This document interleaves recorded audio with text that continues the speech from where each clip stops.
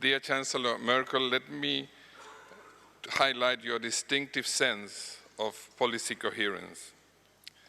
Since 2007, you have regularly convened in Berlin the heads of the IMF, World Bank, WTO, OECD, and the ILO, and urged us to strengthen our cooperation, and this with a view to building a strong social globalization and greater policy coherence among our mandates.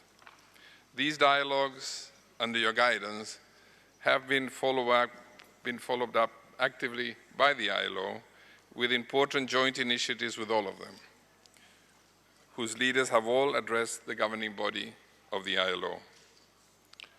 You have been a strong voice for a fairer, more balanced globalization in which much needs to be done by all international organizations. Der Weltfriede kann auf Dauer nur auf sozialer Gerechtigkeit aufgebaut werden. Das ist der erste Satz in der Verfassung der Internationalen Arbeitsorganisation und ihn möchte ich auch an den Anfang meiner Rede stellen. Denn in ihm kommt zum Ausdruck, worauf alles Wirken der Internationalen Arbeitsorganisation letztendlich ausgerichtet ist, auf den Weltfrieden. Und so hat sich die Internationale Arbeitsorganisation von Anfang an dem Dienst der Menschlichkeit verschrieben, indem sie sich in den Dienst der sozialen Gerechtigkeit gestellt hat. Und ich bin zutiefst davon überzeugt, dass das Prinzip des Dialogs das richtige Prinzip ist. Die soziale Marktwirtschaft, wie wir sie in Deutschland kennen, ist stark geworden durch den Dialog, selbst wenn er schwer ist. Nicht ein Dialog der schönen Worte, sondern manchmal auch einen sehr strittigen Dialog, aber immer das Gespräch mit dem anderen. In Deutschland haben wir mit der Sozialpartnerschaft sehr gute Erfahrungen gemacht. Und deshalb möchte ich Ihnen noch kurz berichten, Herr Somavia hat schon gesagt, Kurzarbeit ist jetzt fast ein gutes internationales Wort geworden. Und das ist ja auch mal schön, wenn es nicht um die deutsche Angst geht, sondern um die Kurzarbeit, dann ist das etwas produktiver. Und insofern möchte ich Ihnen kurz sagen, wie wir auf der Basis der langjährigen Erfahrung der sozialen Marktwirtschaft in die Krise hineingegangen sind. Deutschland hatte damals einen Wirtschaftseinbruch im Jahre 2009 von fast 5%, weil wir so ein stark exportierendes Land sind. Und wir sind ein Land, das im Wesentlichen keine Rohstoffe hat.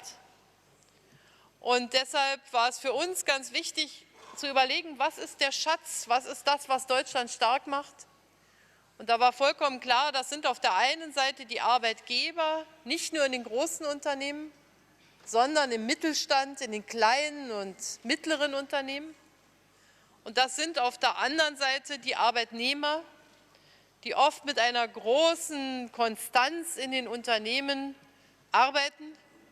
Und uns war klar, hier darf die Bindung zwischen Arbeitgeber und Arbeitnehmer in einer schwierigen Zeit nicht verloren gehen.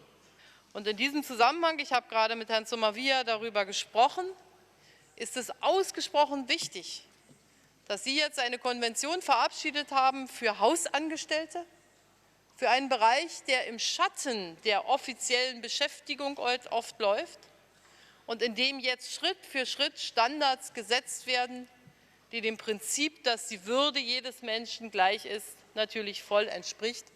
Und ich wünsche bei der Umsetzung dieser Konvention, das wird ja eine ganze Weile dauern, ehe alle Länder das ratifiziert haben, viel Erfolg.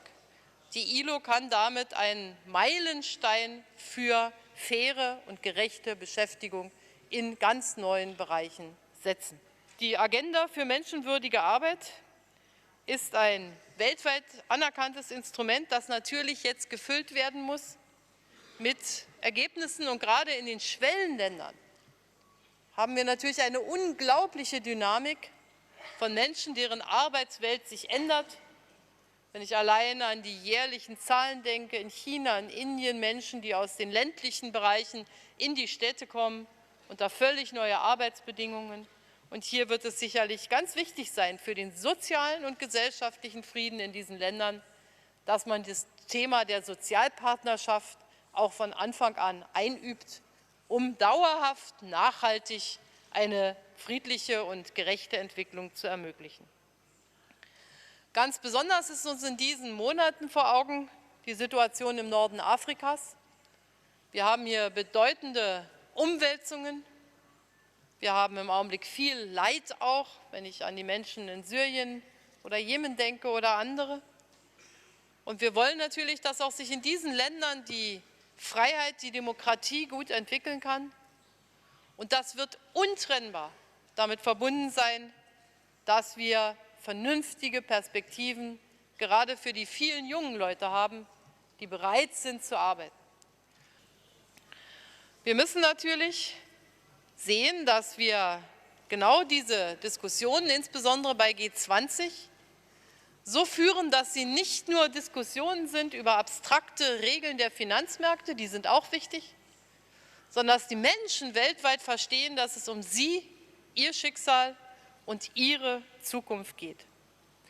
Und deshalb habe ich mich seit langem, so wie Herr Somavia es auch dargestellt hat, dafür eingesetzt, dass die internationalen Organisationen enger zusammenarbeiten, IWF, ILO, Weltbank, OECD, Welthandelsorganisation, weil sie ja für die Menschen auf der Welt da sind und dass sie Institutionen werden, die sozusagen die Globalisierung auch formen, ihr eine Struktur geben.